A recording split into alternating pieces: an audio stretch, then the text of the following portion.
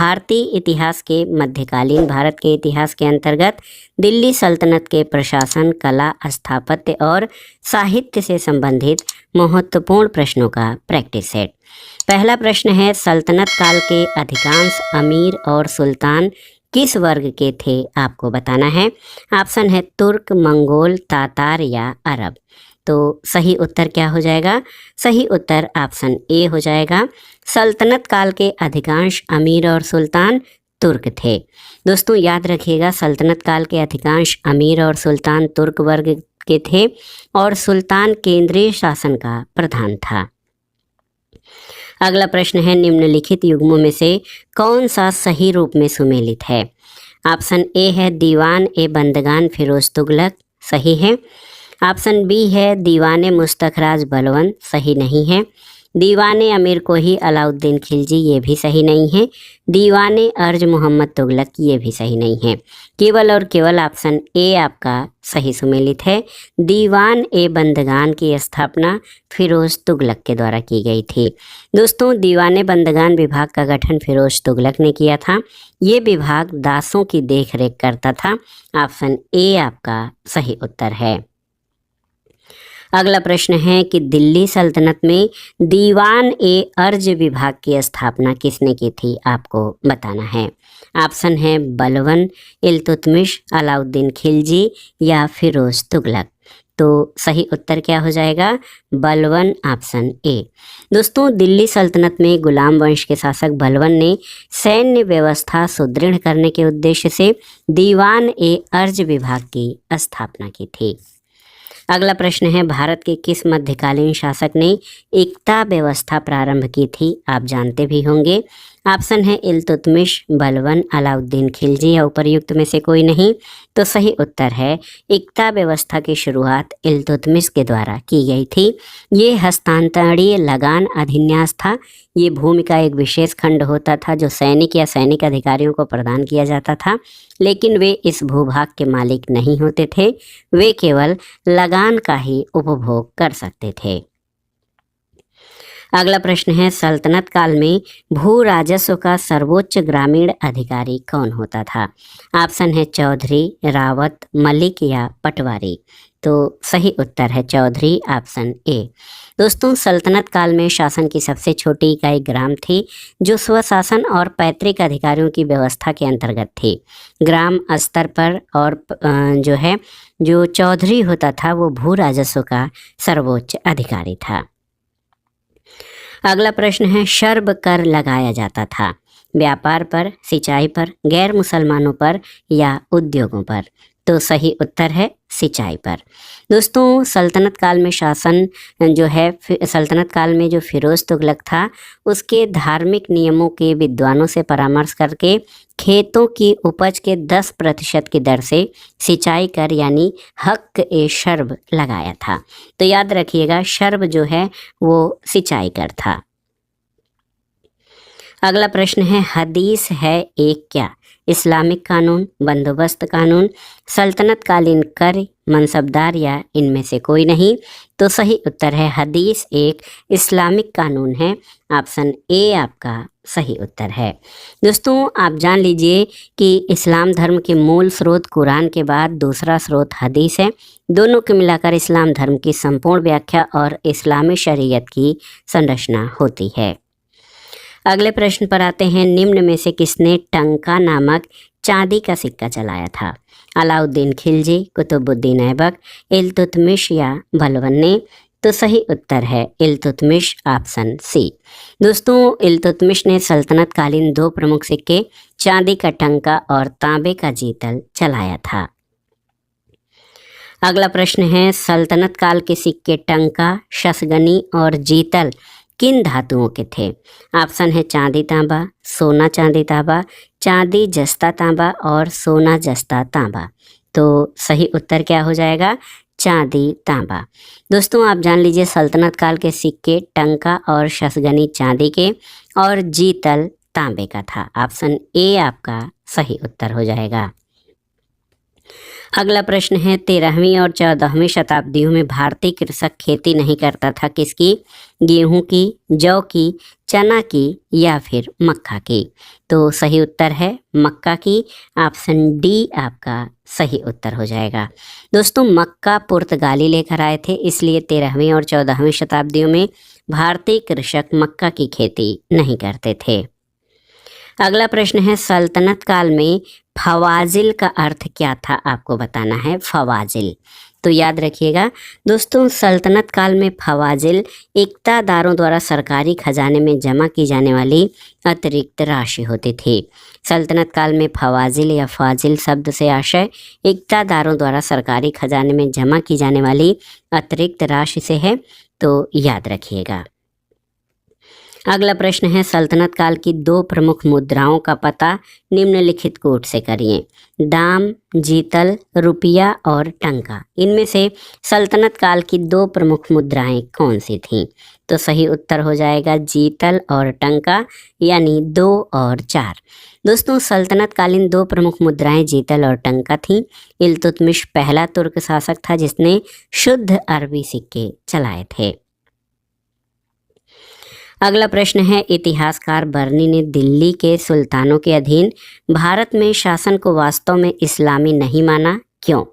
Option है अधिकतर आबादी इस्लाम का अनुसरण नहीं करती थी, मुस्लिम धर्म तत्वज्ञ की अक्सर उपेक्षा की जाती थी, सुल्तान ने मुस्लिम कानून के साथ साथ अपने स्वयं के भी नियम बनाए, गैर मुसलमानों को धार्मिक स्वतंत्रता दे दी गई थी। तो बर्नी ने दिल्ली के सुल्तानों के अधीन भारत में शासन को वास्तव में इस्लामी नहीं माना, क्यों? क्योंकि अधिकतर आबादी इस्लाम का अनुसरण नहीं करती थी। इतिहासकार बर्नी दिल्ली के सुल्तानों के अधीन भारत में शासन को वास्तव में इस्लामी नहीं माना है क्योंकि सल्तनत काल में अधिकतर आबादी इस्लाम का अनुसरण नहीं करती थी। अगला प्रश्न है कौन सी एक विशिष्टता इक्ता व्यवस्था की नहीं है? ऑप्शन है, देखिए महत्वपूर्ण प्रश्न है। इक्ता एक राजस्व एकत्रित करने की व्यवस्था थी, सही है। सियासतनामा इक्ता व्यवस्था की जानकारी का स्रोत था, सही है। इक्ता से एकत्रित राजस्व सीधा सुल्तान के खाते में जाती थी, गलत है। और मुक्ति को इक्ता से एकत्र राजस्व से सैनिक रखने पड़ते थे, बिल्कुल सही। तो ऑप्शन सी जो है इक्ता व्यवस्था की विशिष्टता नहीं है। आप जान लीजिए इक्ता से एकत्रित राजस्व सीधा सुल्तान के खाते में नहीं जाता था, बल्कि इसी राजस्व से मुक्ति अपने सैन्य और प्रशासनिक व्यय पूरे करता था और उसे राजस्व से सुल्तान की सेवा के लिए सैनिक रखने पड़ते थे। तो ऑप्शन सी आपका सही उत्तर है, जो कि एकता की विशिष्टता में शामिल नहीं है। अगला प्रश्न सूची 1 का सूची 2 से जो है सुमेलन करना है। दीवाने अर्ज ये सेना विभाग से संबंधित होता था। दीवाने रिसालत, दोस्तों दीवाने रिसालत जो था ये धार्मिक मुद्दों से संबंधित और विदेशी मामलों से भी संबंधित था। दीवाने इंसा सरकारी पत्र व्यवहार से संबंधित था और दीवाने वजारत ये वित्तीय मामला। तो 4 1 2 3 4 1 2 3 ऑप्शन डी आपका सही उत्तर है। अगला प्रश्न है निम्नलिखित में से कौन भूमि उत्पाद पर लगने वाले कर को इंगित करता है? ऑप्शन है आपके देखिए खराज, खुम्स, उश्र और मुक्तई। तो सही उत्तर क्या हो जाएगा दोस्तों? खराज, खुम्स, खराज, उस्र और मुक्तई। खराज, उस्र और मुक्तई यानी 1 3 और 4 ये भूमि उत्पाद पर लगने वाले कर थे। खुम्स भूमि उत्पाद पर लगने वाला कर नहीं था, बल्कि ये धर्मनिरपेक्ष कर था। खुम्स लूट का धन था जो युद्ध में शत्रु राज्य की जनता से लूट में प्राप्त होता था। इस लूट का 4/5 भाग सैनिकों में बांट दिया जाता था और शेष 1/5 भाग राजकोष में जमा होता था। किंतु अलाउद्दीन खिलजी और मोहम्मद बिन तुगलक ने 4/5 भाग राजकोष में रखा, शेष 1/5 भाग सैनिकों में बांटा। सिकंदर लोदी ने गढ़े हुए खजाने से कोई हिस्सा नहीं लिया। खुम्स के अलावा अन्य सभी भूमि उत्पाद जो हैं उस पर लगने वाले कर को इंगित करते हैं, खराज, उस्र और मुक्तई।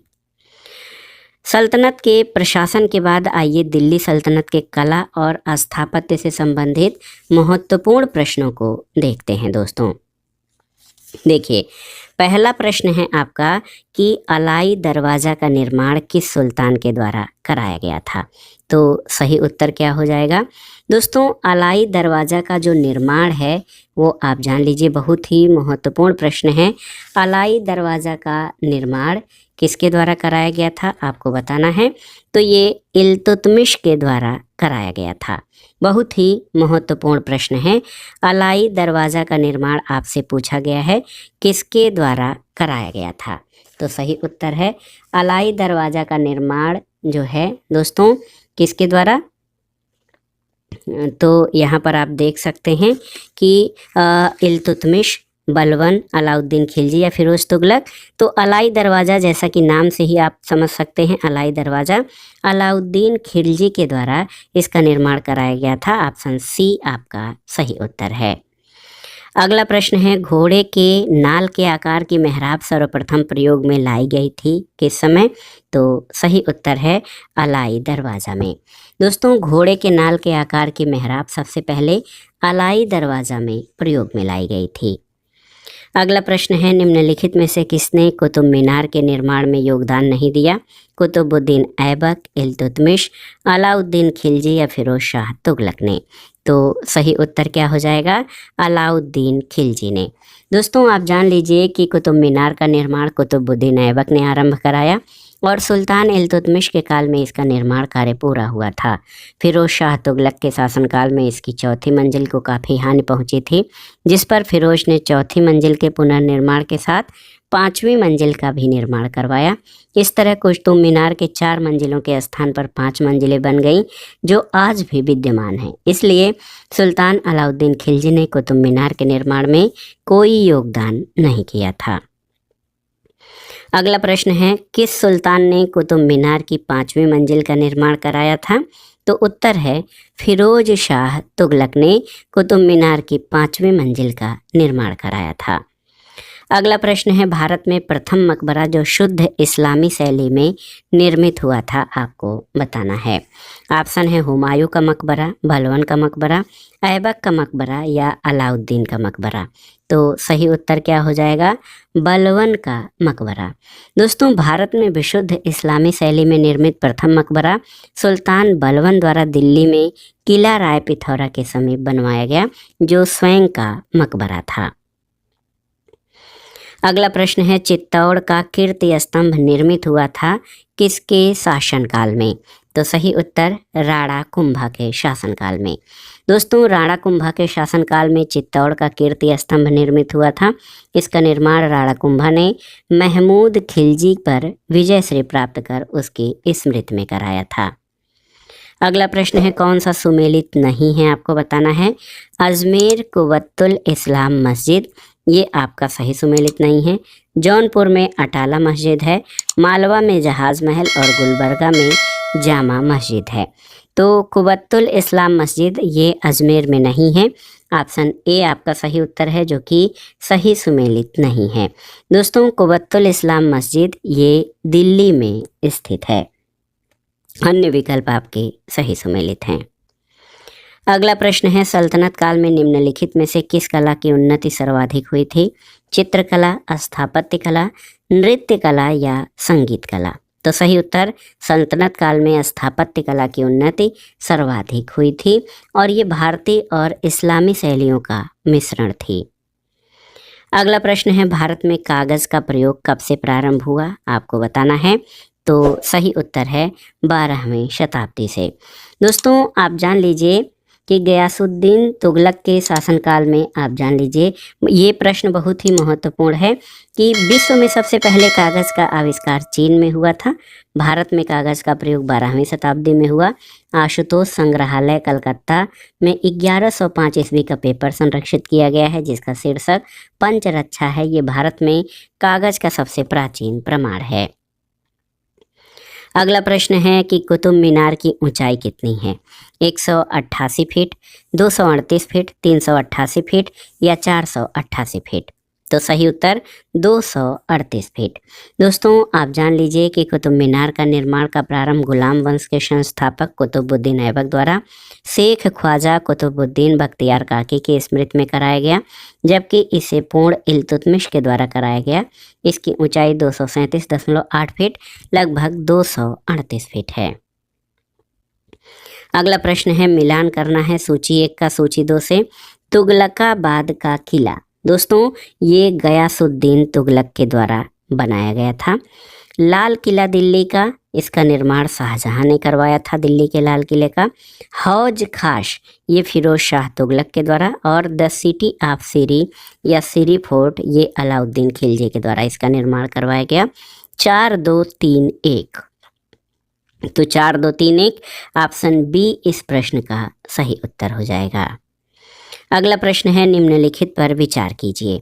तुगलकाबाद किला, लोधी गार्डन, कुतुब मीनार और फतेहपुर सीकरी, सही कालानुक्रमिक बताइए जब इसका निर्माण हुआ था।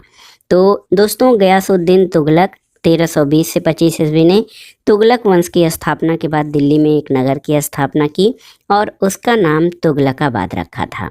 इसे सुरक्षित रखने के लिए उसने एक किले का निर्माण कराया। लोधी गार्डन लोधी के शासनकाल में 1451 से 1526 में निर्मित हुआ और कुतुब मीनार के निर्माण का प्रारंभ कुतुबुद्दीन ऐबक ने जो है किया और ये इल्तुतमिश के शासनकाल में 1211 से 1236 के कार्यकाल में पूरा हुआ। फतेहपुर की सीकरी की स्थापना और निर्माण अकबर द्वारा 1556 से 1605 में कराया गया था। तो सही उत्तर क्या हो जाएगा? सही उत्तर 3 1 2 4 ऑप्शन बी आपका सही उत्तर हो जाएगा। अगला प्रश्न है, सुमेलित करना है वास्तुशैली और संबद्ध राजवंश। तो यहाँ पर आप देख सकते हैं मेहराब की निचली सतह पर कमकल की झालर, तो ये खिलजी वंश यहाँ पर 3 हो जाएगा। अष्टभुजी मकबरों का उदय, तो ये तुगलक के शासनकाल में हुआ था। इसके अलावा स्तंभों में बोदी गोई का प्रयोग, तो ये विजयनगर साम्राज्य में जो निर्माण हुए थे उसमें हुआ। और झुकी हुई दीवारों के साथ विशाल मुख्य द्वार शर्की, तो सही उत्तर क्या हो जाएगा? 3 4 2 और 1। तो यहाँ पर मिलान करते हैं, 3 4 2 और 1 ऑप्शन ए आपका सही उत्तर है।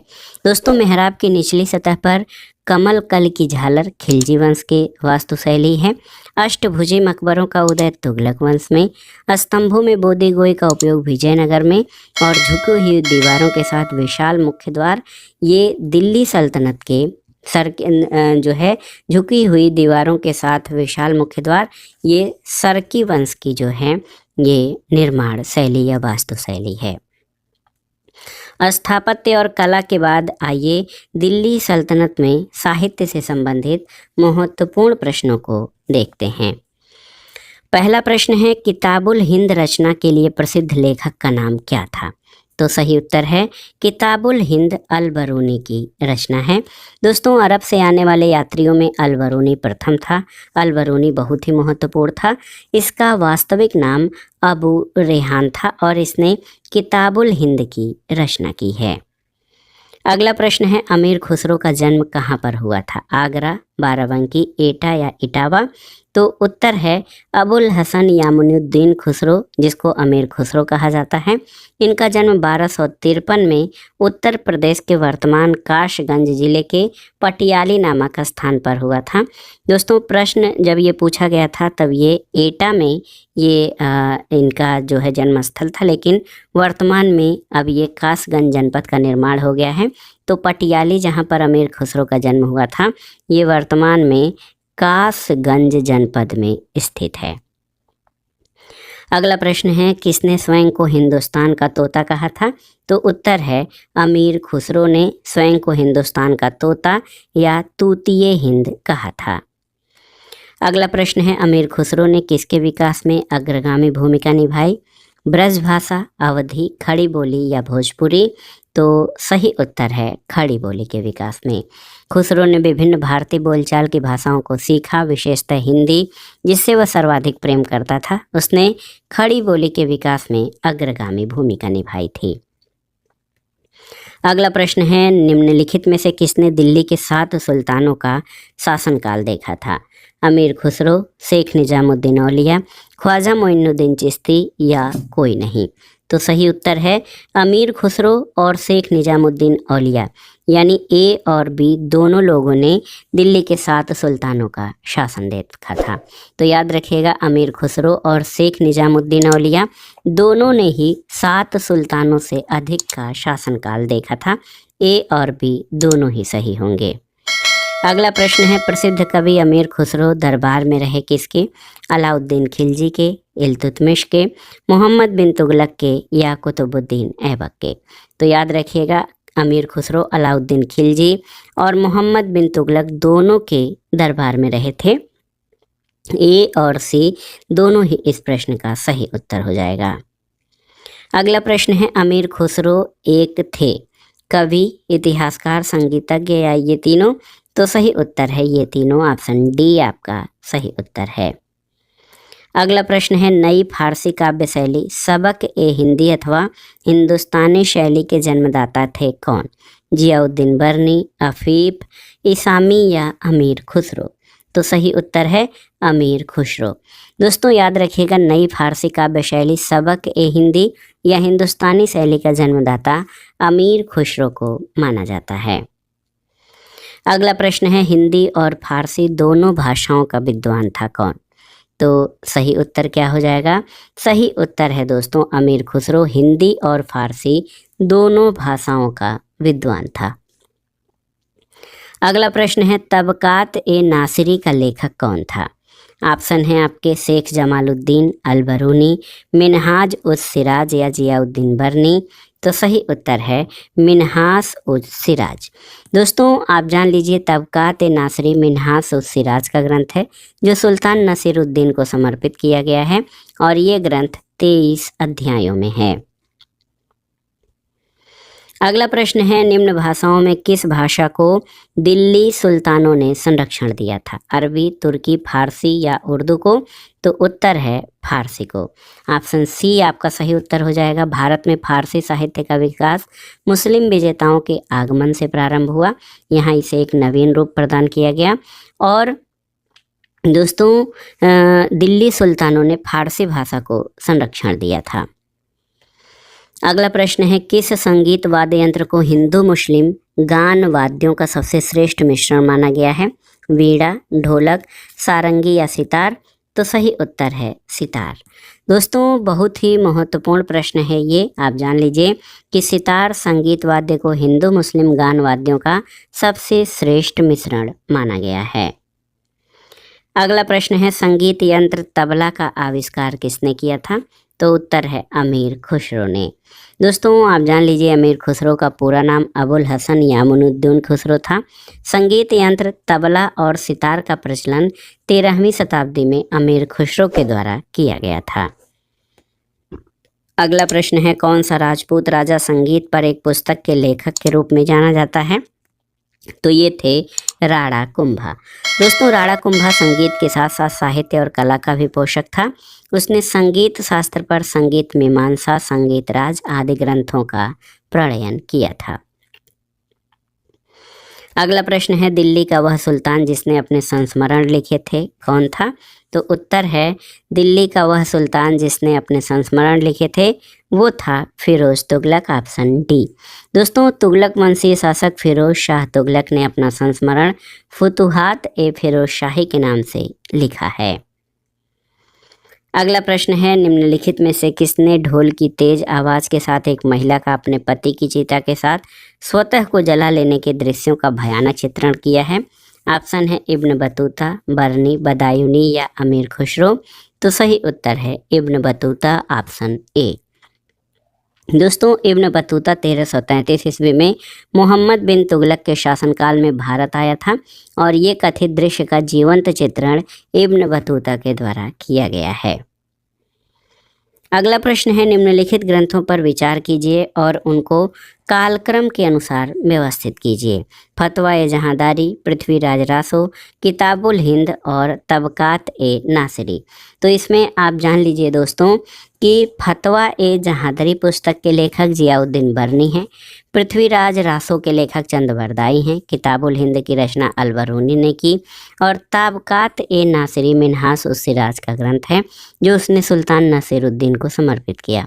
इनका सही कालक्रम हो जाएगा किताबुल हिंद, पृथ्वीराज रासो, तबकात-ए-नासिरी और फतवा-ए-जहांदारी। तो सही उत्तर 3, 2, 4, 1 ऑप्शन डी आपका सही उत्तर हो जाएगा। अगला प्रश्न है, सूची 1 का सूची 2 से सुमेलन करिए और दिए गए कोट से सही उत्तर का चयन करिए। जियाउद्दीन बर्नी की रचना तारीख़ फिरोज शाही है। याद रखिएगा, जियाउद्दीन बर्नी का तारीख़ फिरोज शाही है। हसन निजामी का ग्रंथ ताजुल मासिर है, इसके लेखक हसन निजामी हैं। मिन्हास-उस-सिराज, दोस्तों आप जान लीजिए मिन्हास-उस-सिराज की तबकात-ए-नासिरी और याहिया बिन अहमद की रचना जो है, याहिया बिन अहमद की रचना क्या हो जाएगी? तो याहिया बिन अहमद की रचना है तारीख़ मुबारक शाही। 3, 4, 2 और 1 यहाँ पर ऑप्शन देखिए 3, 4, 2 और 1 ऑप्शन डी इस प्रश्न का सही उत्तर हो जाएगा। अगला प्रश्न भी सूची 1 का सूची 2 से मिलान पर है। आप देखिए, सूची 1 में ग्रंथ हैं और सूची 2 में उनके लेखकों के नाम हैं। तारीख़ हिंद के लेखक अल-बरूनी हैं। तारीख़ दिल्ली, याद रखिएगा ये खुसरो की रचना है। रहला इब्न बतूता की रचना है और तबकात-ए-नासिरी ये मिन्हास-उस-सिराज की रचना है। तो याद रखिएगा सही उत्तर हो जाएगा 3, 4, 1 और 2। तो यहाँ विकल्प क्या है? 3, 4, 1 और 2 ऑप्शन सी इस प्रश्न का सही उत्तर हो जाएगा। अगला प्रश्न और आज के वीडियो का आखिरी प्रश्न है कि अपभ्रंश शब्द का प्रयोग मध्यकालीन संस्कृत ग्रंथों में होता था, किस लिए? तो सही उत्तर है कुछ आधुनिक भारतीय भाषाओं के आरंभिक रूप को इंगित करने के लिए। तो याद रखिएगा अपभ्रंश का अर्थ होता है भ्रष्ट और लोक प्रयोग में संस्कृत के विभिन्न रूपों को पतंजलि ने अपभ्रंश कहा है। आधुनिक भारतीय भाषाओं के आरंभिक रूपों को ये इंगित करने के लिए मध्ययुगीन संस्कृत ग्रंथों में अपभ्रंश शब्द का प्रयोग किया गया है। तो दोस्तों ये था आज का वीडियो मध्यकालीन भारत के इतिहास के अंतर्गत सल्तनत काल के प्रशासन, स्थापत्य, कला और साहित्य से संबंधित महत्वपूर्ण प्रश्नों का रिवीजन।